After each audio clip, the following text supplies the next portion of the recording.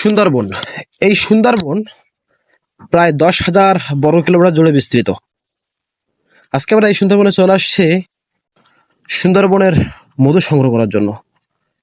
কত প্রতিকূলতার মধ্য দিয়ে এই মধু সংগ্রহ করা হয় সেটা আজকে আপনাদের দেখানোর চেষ্টা করব। তাহলে সুন্দরবনের সংকেতটা কি? মালে যে থাকবে সে দুইবার কো দিলেই তার কাছে যাওয়াই লাগবে। আর একবার দেওয়া মানে ওই সংকেত মানে সামনের দিকে আগে যাও। হ্যাঁ, মানে তুমি আমার কলিগ নিকট আছো। হ্যাঁ হ্যাঁ হ্যাঁ, এই দুবার দেওয়া মানে মনে করছে ওর কলের কাছে দিয়েছে। হ্যাঁ, সুন্দরবনে একটা সুন্দর একটা তারা আসলে দূরের থাকে, খুব সুন্দর একটা ভাষা তারা। ওরে বাবা, দাঁড়িয়ে গেল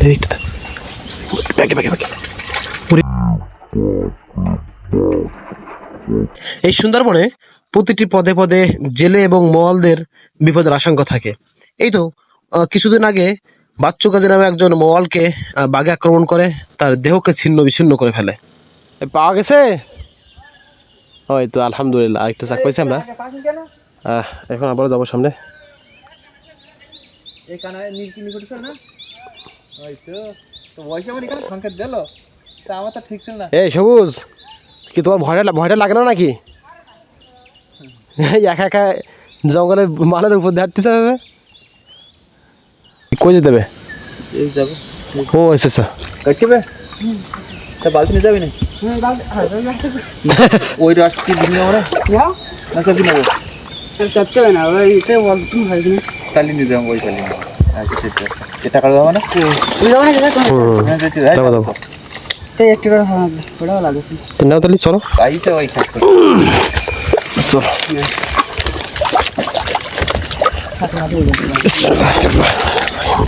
দেখ এই এসে দিল যখন পড়েছে বাড়াই দি চালিটা দিবার চলবে না। এইখানে দাও তো সব আমি ওর এদিকে হেঁটতে নাও। এই জুতার মধ্যে প্রচুর উপকার করতে যাবেন এই জুতা। বাবা একদম কোনো সমস্যা হচ্ছে না আমার। তাহলে আপনি আসেন। ও আচ্ছা আচ্ছা। সুন্দরবনে মওয়ালদেরকে কিভাবে বাঘে আক্রমণ করতে পারে আপনাদেরকে আমি সেটাও দেখানোর চেষ্টা করবো আজকে ভিডিওতে। দেখেন, তারা তিনজন জঙ্গলের ভিতরে তিন সাইডে তারা জঙ্গলের ভিতর দিয়ে হেঁটে হেঁটে মৌমাছির যে চাক, সেই চাকগুলো খোঁজ করে। দেখেন, তিনজন হেঁটে হেঁটে চাক খোঁজ করে আলাদা হবে। আর সুন্দরবনে যে কোনো জায়গায় বাঘ মামা লুকিয়ে থাকতে পারে। হঠাৎ যদি আক্রমণ করে সে ওখানেই শেষ। এ দেখেন, সেই তিনজনেই এরা একটা চাক পেয়ে তিনজন আবার একত্রিত হয়েছে।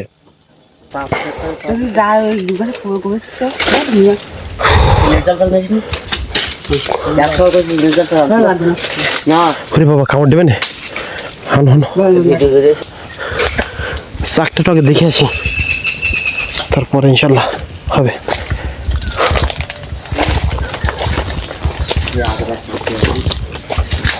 ও একবার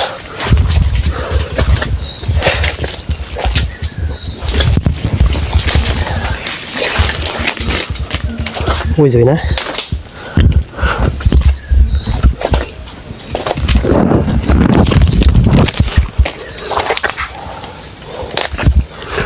ওই যে ওইখানে, ওই যে দেখেন, চাকটা দেখে পেয়ে গেছি আমরা। ওই যে আস্তে আস্তে কাটতে ঘাটে বাসা আস্তে এই চাকটাই যায়।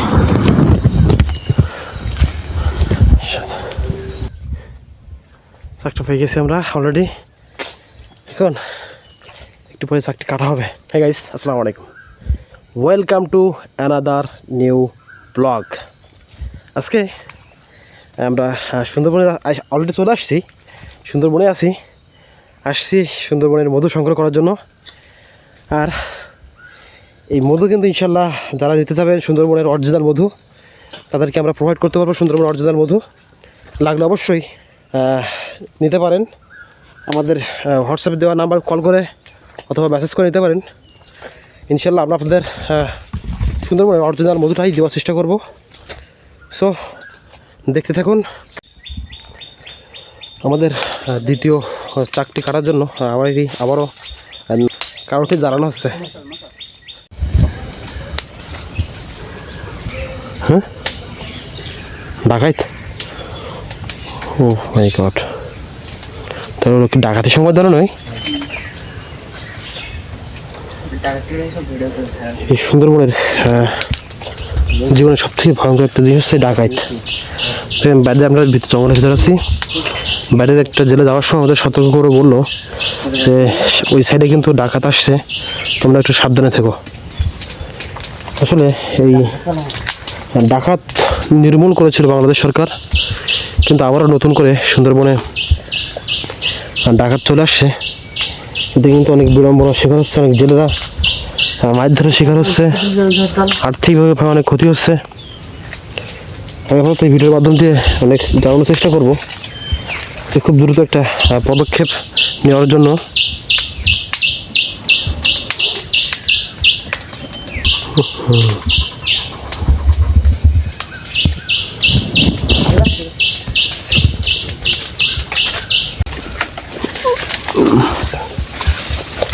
আল্লাহ কি বলবো, ইয়ে দেখেন।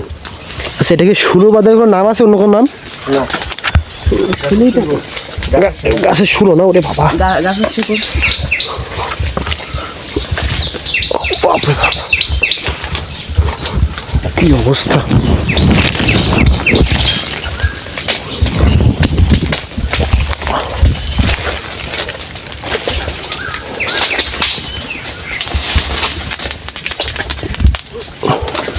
সাবধান হয়ে আল্লাহ, আমার সাথে তোমার তুমি খালি পায়ে বাবা, এই অবস্থা।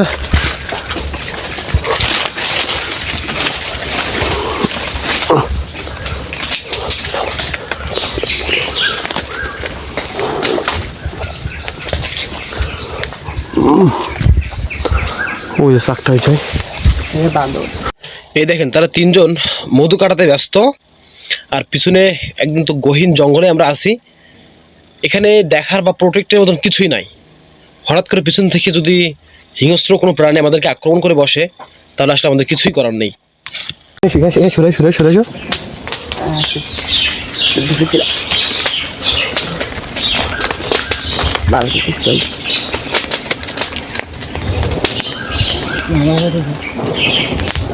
নিচে এখানে দাঁড়িয়ে দাঁড়িয়ে এই যে ধোয়া দিচ্ছে উপরে।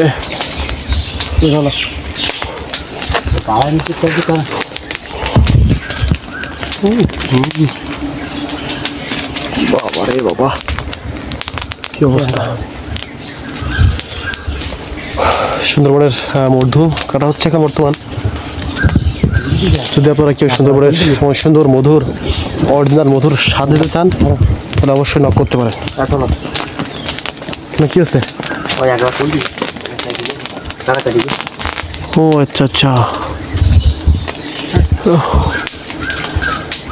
আমরা একটা দেখছিলাম, এটা একজনটা কেটে গেছে, এই জন্য ওর থেকে আর কাটতে পারলাম না। কারণ এখন যদি আমরা কেটে তুলে নিই, তাহলে এখানে মধুর চাক পর অতটা বসবে না। এই জন্য আমরা সামনে একটা চাক আছে, সেই চাকটি কাটতে আসছে আবার।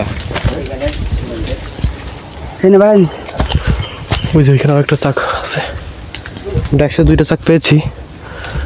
একটা কাটা শেষ, আরেকটা কাটবে এখন। ওই যে চাকটি, ওই যে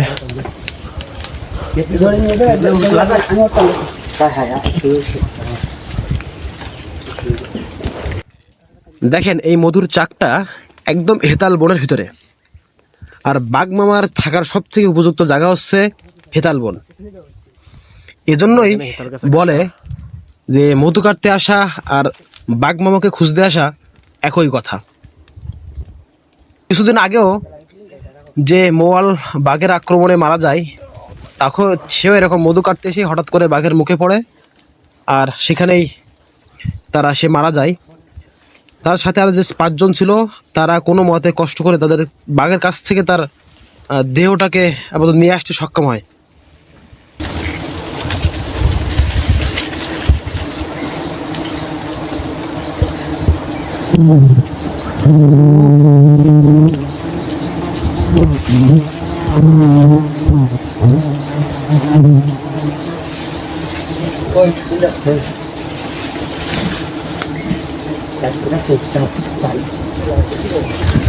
নিচের থেকে দাও বালতি করে দেওয়া হচ্ছে।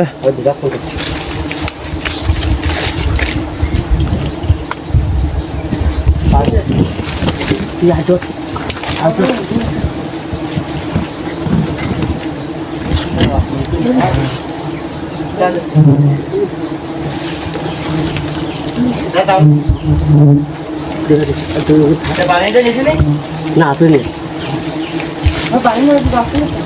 তুই ওর হাত করতে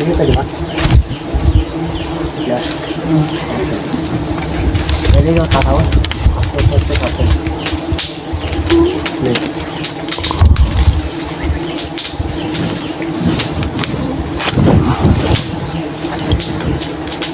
ওয়াও,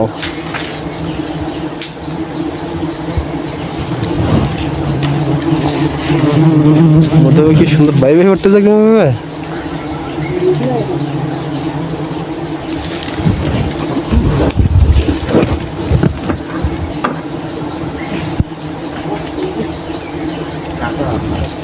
আস্তে আস্তে কাজ কর সাবধানে, প্রচুর কাটা কিন্তু এখানে।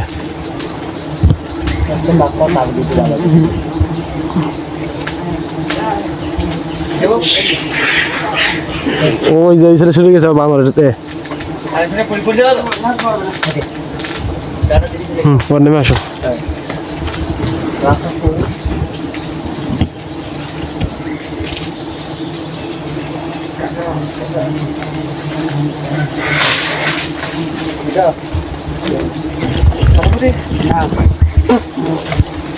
মৌমাছি জিয়ারে ঘোরাঘুরি করে দিতে বাড়িতে বাড়িতে আমল কষে কিনা কখন।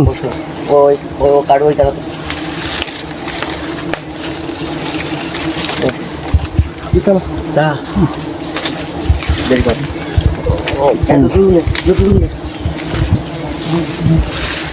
মধ্যে কাটা শেষ এখানে বালতিতে আছে মধ্যে।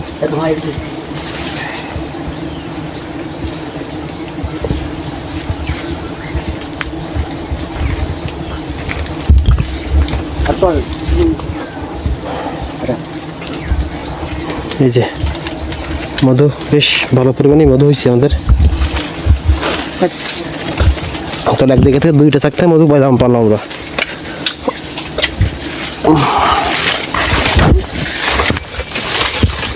চলে আসলাম আমরা অত্যন্ত রিস্ক এবং কষ্টকর। শোনে না তো বলাস কি বুঝিস, বলাস মগাতেই আজকে এখানেই শেষ করলাম। ভালো থাকবেন, সুস্থ থাকবেন, আর ভিডিওটা ভালো লাগলে অবশ্যই চ্যানেলটি সাবস্ক্রাইব করে আমাদের সঙ্গে থাকবেন। Thank you for watching.